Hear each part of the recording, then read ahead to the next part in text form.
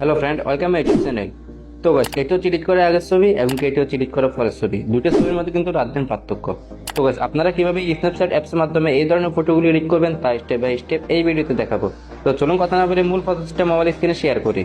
Alright, প্রথমে আপনাদের phone থেকে স্ন্যাপচ্যাট অ্যাপটা ওপেন করে নেবেন। সো আমি অ্যাপটা ওপেন করে নিচ্ছি।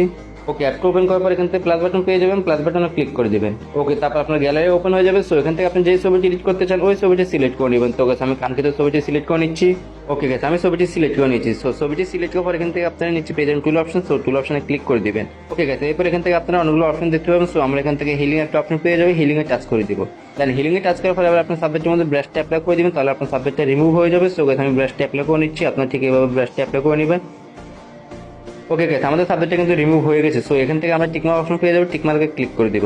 অলরাইট, টিকমার্কে ক্লিক করার পর এখান থেকে আমরা টুল অপশন পেয়ে যাবো, নিচে টুল অপশনে ক্লিক করবো। ওকে গাইস, এরপর এখান থেকে আমরা বিনটেক পেয়ে যাবো। সো আমরা বিনটেকে টাচ করে দিব। ওকে, বিনটেকে টাচ